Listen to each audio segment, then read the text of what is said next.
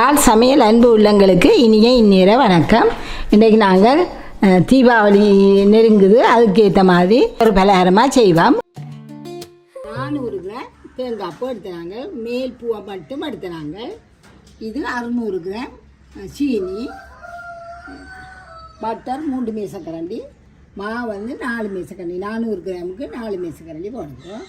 மற்ற vanilla colour விரும்பினாத்தான் உங்களுக்கு அப்படி செய்யலாண்டு பார்ப்போம். வாங்குவோம். இப்போ நாங்கள் சீனியையும் இந்த மாவையும் போடுவோம். மாவையும் போட்டு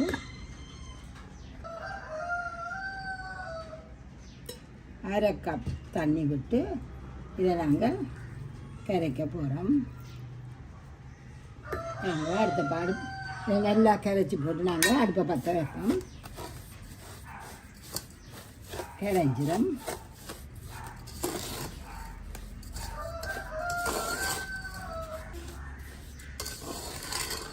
நல்லா இல்லை தனித்தனியாக விட்டிங்கன்னா கட்டியாக வந்துடும். இது சீனியோட சேர்ந்துட்டு வேண்டாம், எந்த கட்டியாக வராதுமா.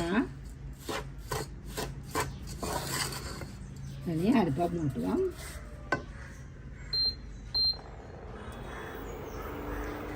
கொஞ்சம் விலகி வர நாங்கள் தேங்காய் பூவை போடுவோம்.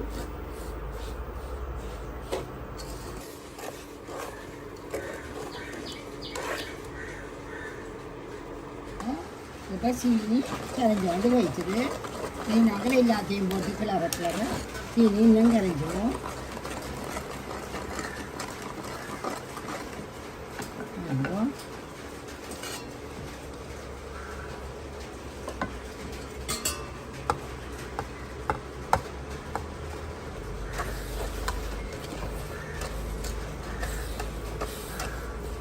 இந்த டொபி நாங்கள் இப்போ பெருசாக நாங்கள் காந்தேரில் நாங்கள் ஸ்கூல் பள்ளிக்கூடத்தில் படிக்கிற காலத்தில் தண்ணியில் இது வச்சு விட்டுலாம்.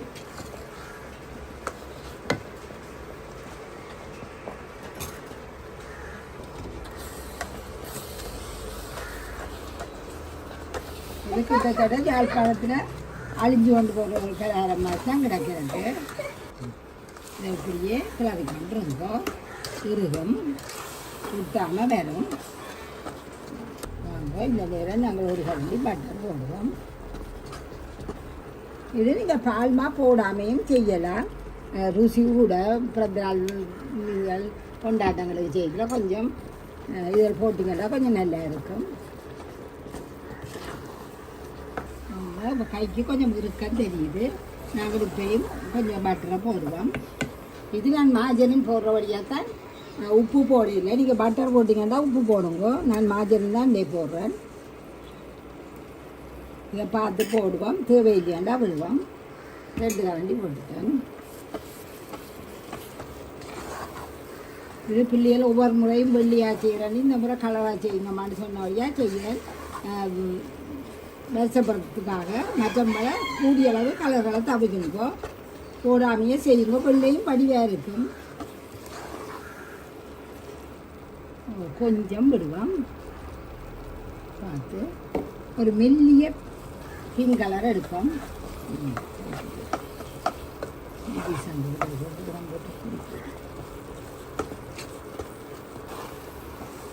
கொஞ்சம் கூடி போச்சு. நான் மெல்லிய பிங்க் தான் எடுக்கிறேன். இப்போ கைக்கு இருக்க மாதிரி ஒரு 2-3 நிமிஷத்தில் திருகிடும். வாங்க, இது வெனிலா பவுடர். இதில் ஒரு அரை கரண்டி கிட்ட போடுவாங்க. வேறு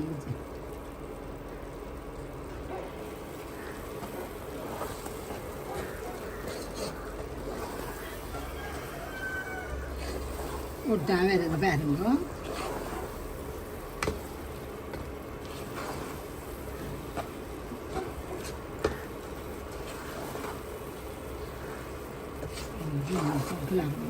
அவசரப்பட்டு காக்க வேண்டாலும் சேர்ந்து இருக்காது.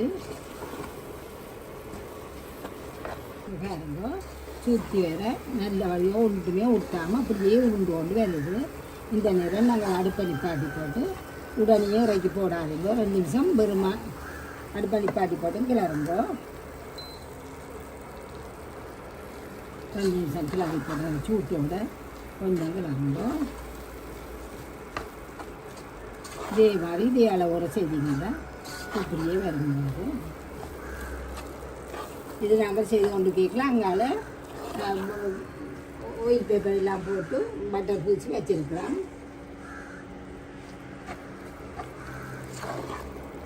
இப்போ இறக்குவோம்.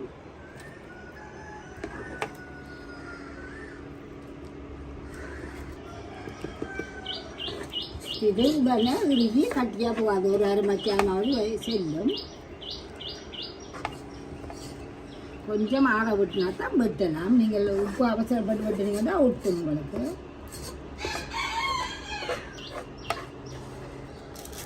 இதுவும் பட்டர் பூசி வச்சுருக்கோம்.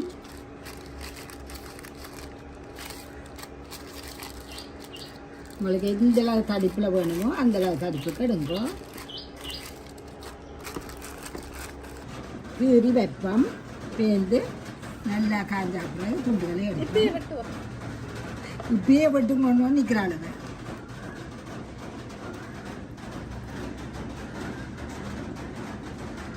நாங்கள் இப்படியே துண்டு போட்டு வச்சுருக்கோம். நல்லா காயட்டு ஒவ்வொரு துண்டுகளாக எடுப்போம்.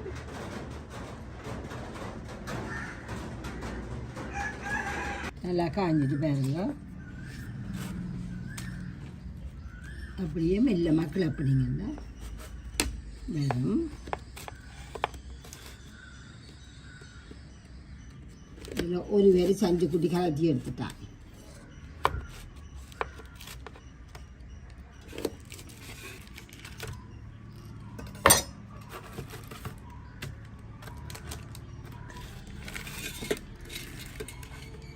இதே மாதிரி செய்திங்கன்னா இப்படியே வரும்.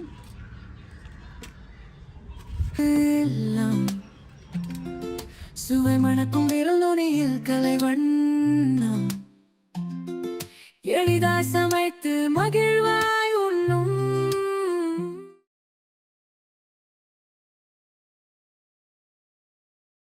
பயறு இதெல்லாம் கழுவி நல்லா கழுவி காய வைக்கிறது. இந்த சரியான மழையை இந்த வழியாக நல்லா உலர வச்சுருக்கு. வீட்டுக்குள்ளேயே உலர வச்சு எடுத்துருக்குறேன். பயறு தேங்காய்ப்பு ஒரு தேங்காய் திருவி வச்சுருக்குறோம். உப்பு, ஏலக்காய், சீரகம், மிளகு, சீனி. இது தோய்ப்பன் மாவுக்கு நாங்கள் அரிசி ஒரு மணித்தாலும் ஊற போட்டு நல்லா வடிய விட்டு வச்சுருக்கிறோம். இதை அரைச்சி நாங்கள் மாவு எடுக்கணும். இதில் 2 கரண்டி அவிச்ச கோதம்பமா, 1 கரண்டி சோளம்மா, மஞ்சள் தூள். இதை கரைக்கிறதுக்கு கொஞ்சம் தண்ணி. இவ்வளோ இருந்தால் இது தோய்ப்பன்மாக்கு வேணும். இப்போ நாங்கள் இந்த பயிரை போட்டு வறுப்போம். இப்போ சட்டியை நாங்கள் காய வச்சுருக்கிறோம். சட்டி நல்லா காஞ்சா பிறகு இந்த பயிரை போட்டு வறுக்க போகிறோம். இது மற்றபடி வெயிலில் காய வைக்கிறது. வெயிலில் காய வச்சா கெதியாக வறுபடும். இது கொஞ்சம் நேரம் செல்லும். கொஞ்சம் வெயிலில் காய வச்சு காஞ்சிருச்சோன்னா கொஞ்சம் கெய்யாக வறுபட்டிருக்கும். கொஞ்சம் சென்றவங்க நாங்கள் கொழுக்கட்டை அவிக்கத்தில் ஒரு 2 உள்ளம் கேட்டிருந்தால் நீங்கள் பயிறு கழுவி எள்ளி உண்டு. நாங்கள் ஒவ்வொரு முறையும் என்ன பலகாரம் செய்கிறண்டாலும் பயிரை கழுவி காய வச்சு வறுத்து தான் குத்தி வைப்போம். ஒரு கோத்தருக்குள்ளே போட்டு அதை போடு சமைக்கல திருப்பி கழுவ தேவையில்லை. இதை வறுப்போம். இப்போ பாருங்க அந்த பயிறு ஒரு எல்லாம் வறுபட்டு நிறம் மாறிக்குது. இப்போ நீங்கள் இது எடுத்து ஒரு இதில் வச்சு அமர்த்தி பார்த்தீங்கன்னா தெரியும், வறுபட்டா தெரியும். இப்படி வச்சு அமர்த்தி பார்த்தீங்கன்னா பயிறு சிவந்து போய் இருக்கும். இனி நாங்கள் எடுத்து வச்சுட்டு இதை இறக்குவோம். இப்போ இதுக்குள்ள இது நல்லா ஆறணும். ஆறினாப்புல நாங்கள் இது அரைச்சி எடுக்க போகிறோம். இது நல்லா ஆறட்டும். அதுதான் தேங்காய் பூவை போட்டு வறுப்போம். இதில் ஒரு தேங்காய், ஒரு பெரிய தேங்காயில் பூ கிடக்குது. இதை நான் மற்ற அளவுகள் எல்லாம் மாவா வந்த பிறகு நான் உங்களுக்கு சொல்லுவேன். மாவா எடுத்து அளந்து சொல்லுவேன். இதை இப்படியே வறுத்து நல்ல சிவக்க வறுக்கணும். இப்படியே வச்சு மெல்ல மெல்லமாக வறுப்போம். வறுத்து கொண்டு இருக்கிறேன். இன்னும் பழம் பெறையில் கைவிடாமல் வறுக்கணும். நீங்கள் விட்டுட்டு அங்கே விட்டுடவும் போகக்கூடாது. தேங்காய் வறுக்க தோங்கினா அது வறுத்து இறக்க மட்டும் பக்கத்துலேயே நின்று வறுத்து கொண்டு இருக்கணும். இன்னும் 10 நிமிஷத்துக்கிட்ட சேர்த்து சிவக்கோணும் தேங்காய் எல்லாம் வறுக்க பார்ப்போம். இன்னும் சிவக்கோணும் 10 நிமிஷத்துக்கு 15 நிமிஷத்துக்கு கிட்ட வறுத்துட்டேன். இன்னும் பழம் பெற இல்லை, அப்படியே வறுத்து கொண்டு இருக்கோம். இப்போ நாங்கள் வறுத்து வச்ச பயறு நல்லா ஆறிட்டுது. இப்போ நாங்கள் இஞ்சி அரைச்சி மாவு எடுக்க போகிறோம். மிக்சியில் அரைச்சி வச்சு மாவே எடுப்போம்.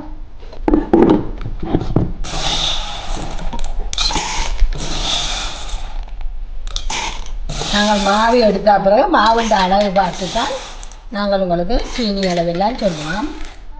இப்போ இப்படியே அரைச்சி கொண்டு வருவோம். அரித்து கொண்டு வருவோம்.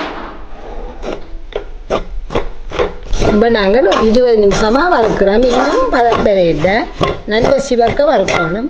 நாங்கள் இந்த தாச்சியை நீங்கள் தேங்காய் பூவை போட முதல் ஒரு கப் தேங்காய் சீரியால் வடிவாக துடைச்சிங்கன்னா இப்படி ஒட்டாது. நான் அதை துடைக்க மறந்து போனேன். நீங்கள் அதை போட்டுட்டு தேங்காயை வறுங்கோ. அப்போ இப்படி இது மாதிரி கறக்காது தாச்சி. தேங்காய் பூ கறக்கையில் தாச்சி கறக்க கொண்டு வருது. தேங்காய் நல்லா ஒரு தேய்ச்சி போட்டு இப்போ வந்து வறுத்துக்குவாங்க. இப்போ இது மெல்லமாக வறுத்து கொண்டு கேட்கலாம். நாங்கள் இந்தியாவில் இந்த பைத்தம் இதை அரைச்சி கொண்டு வந்தாங்க. இனி அதை அரிப்போம். இப்படியே எல்லாத்தையும் அரித்து எடுப்போம். இப்போ இது நல்லா பொன்னிறமாக வந்துட்டுது. நாங்கள் அடுப்பை நிப்பாட்டுவோம். நிப்பாட்டிட்டு இதை இறக்கி நல்லா ஆறவிடணும். நல்லா சிவந்து வந்துடுது.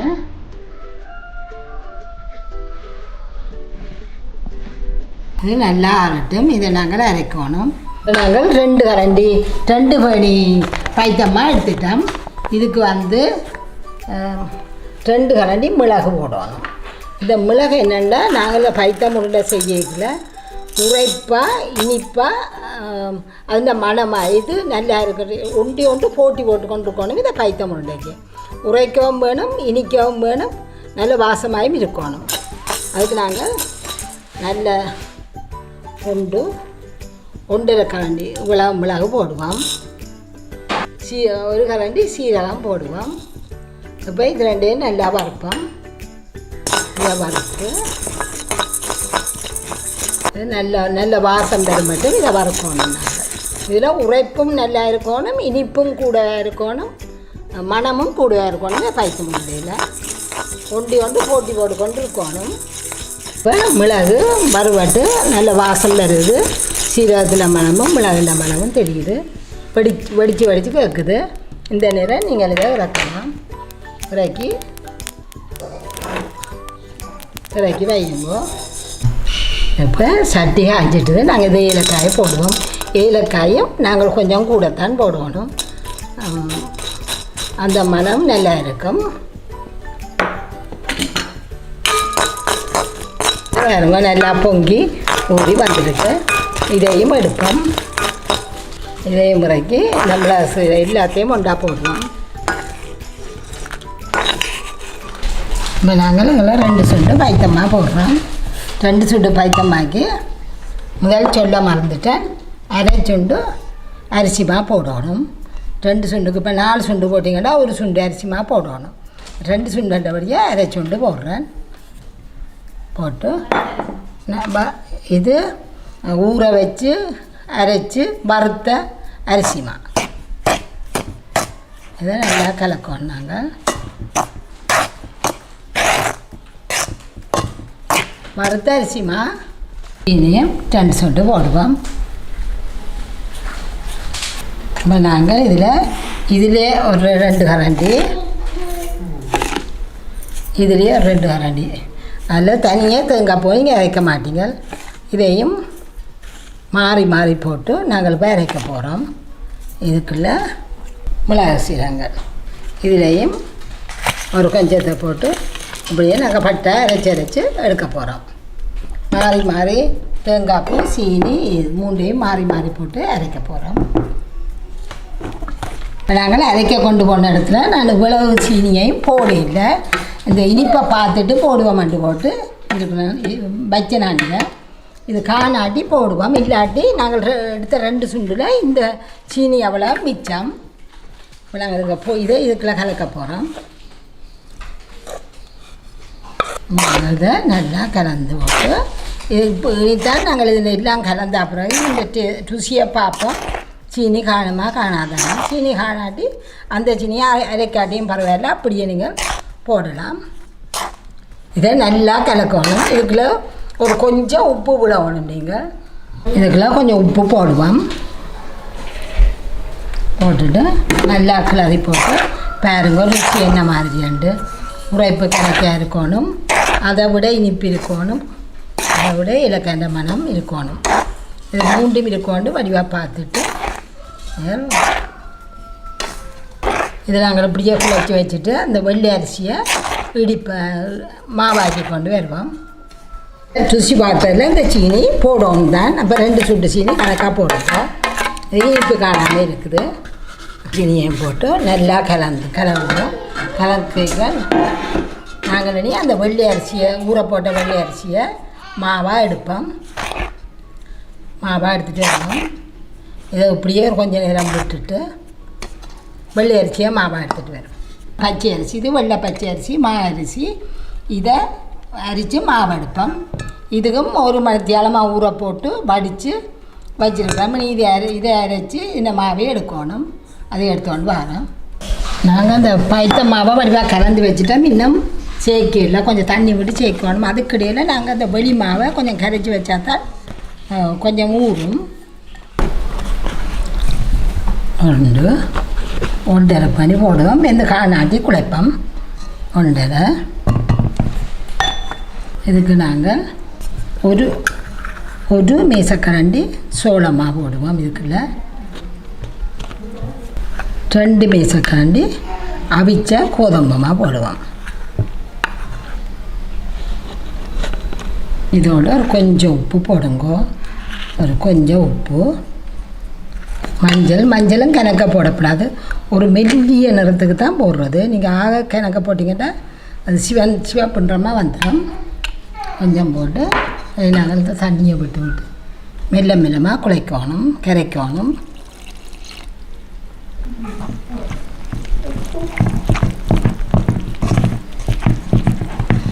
இப்படியே கரைச்சி எடுத்து நாங்கள் அந்த மாவை உருட்டு மட்டும் இது கொஞ்சம் இதுக்கு இன்னும் கொஞ்சம் தண்ணி ஆக்கலாம்.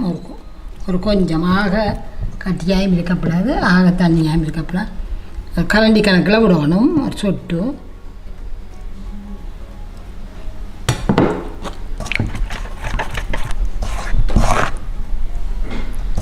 இந்த பதத்துலேயே எடுத்து வைப்போம். வச்சுட்டு நாங்கள் மாவை உருட்டுறதை பார்ப்போம். இதை நல்லா கலந்துட்டோம். நாங்கள் இதுக்கிட்ட எடுத்து போட்டு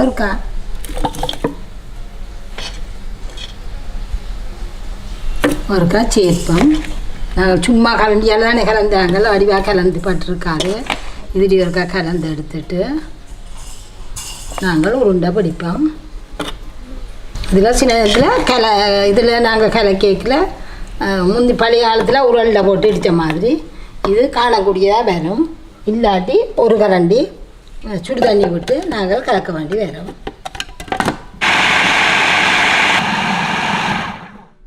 ஒரு பாப்பம் அது சும்மா பிடிக்கக்கூடிய கொண்டு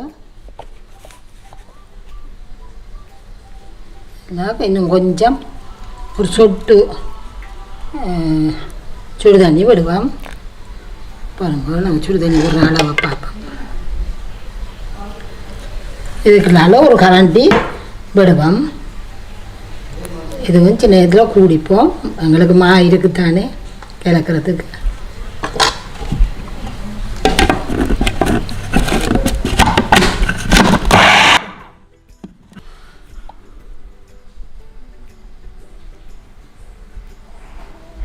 நாங்கள் இறுக்கி பிடிக்கணும்.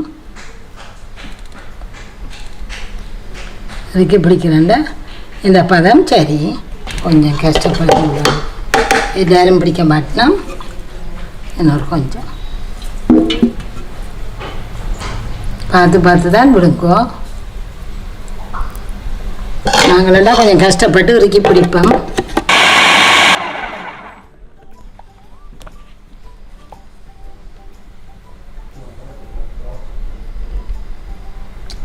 வாங்க நீ இது சரி.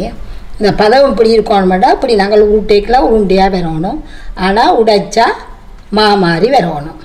இதுதான் பதம். களியாக இருக்கக்கூடாது. நாங்கள் தான் நல்ல வடிவாக உருட்டி எல்லாத்தையும் வலிச்சு எடுத்து அடியில் ஈரத்தன்மை இருக்கும். அதெல்லாம் சேர்ந்து நல்ல கணக்காக வரும். வாங்குவோம். செடிகளை போட்டு கையால் கொஞ்ச நேரம் நல்லா அமர்த்தி செய்ய நல்ல பதமாக இருக்கும். அப்போ நீங்கள் இனி உருண்டை பிடிக்கலாம். அப்படி அந்த மிக்சரோ கிரைண்டரோ இதுவுமே இல்லாதாக்க உரலுக்கில் போட்டு பழைய காலத்தில் உரலுக்கெலான்னு எடுக்கிறது. உரல் வசதி உள்ளாக்கள் உரலுக்கில் போட்டு இடிங்கோ. இப்போ பாருங்க நல்லா அமர்த்தி பிடிக்கக்கூடிய இருக்குது. ஆனால் நீங்கள் இப்படி பிடிச்சி போட்டு இதை நீங்கள் இப்படி அமர்த்தி உடைச்சா அப்படி மாவாக வரணும். மாவாக இருந்தால் தான் அது களியாக வரக்கூடாது. மாவாக இருக்கணும். இதை இப்படி உருட்டி கொஞ்சம் கஷ்டம். வடிவான வட்டமாக வரையில இப்போ இந்த இடத்த அதெல்லாம் வட்டமாக்கி சுற்றி வட்டமாக்கணும். நீங்கள்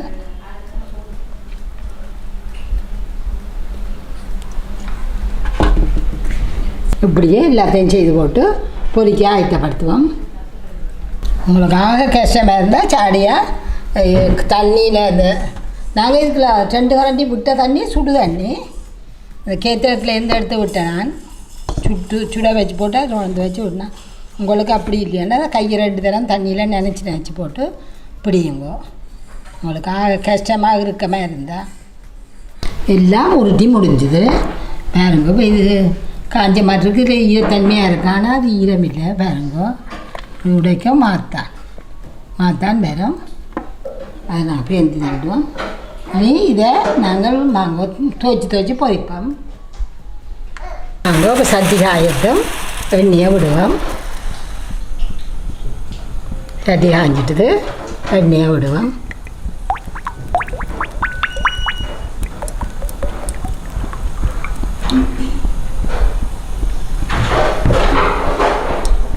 எண்ணெய் கொதிக்கட்டும். கொஞ்சம் அடைஞ்ச மாதிரி இருக்கும். நாங்கள் நல்லா கலக்கணும். இதுக்குள்ள உப்பு மஞ்சள் சோளமாக கொஞ்சம் அவிச்ச கூடமா அரிசமா இவ்வளவு போட்டு பச்சை தண்ணியில் கரைச்சினாங்க.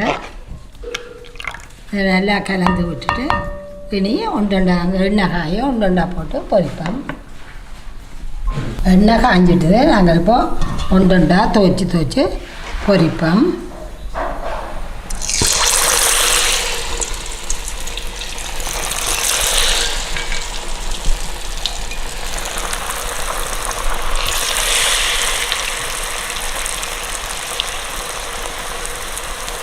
கணக்கியாக போடாமல் 4 நாளாக போட்டு பொரிக்குவோம்.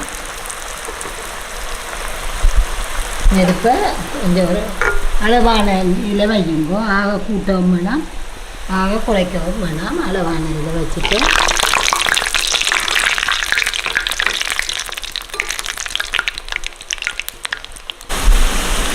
இதை இறக்குவோம்.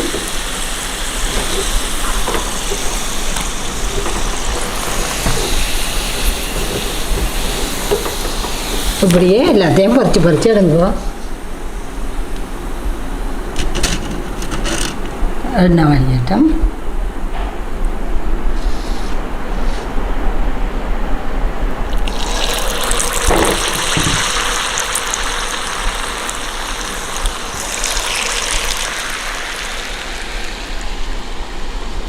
கடைசியான எடுக்கிறோம்.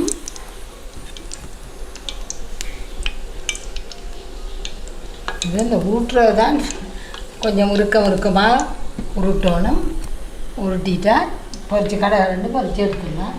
தீபாவளிக்கு இதே மாதிரி நீங்களும் செய்யுங்க. இப்படியே வரும். அதுக்குள்ள நாங்கள் போட்டால் அந்த சோளமாக இல்லாட்டி நீங்கள் அதை போட தேவையில்லை. கட்டாயம் பண்ணி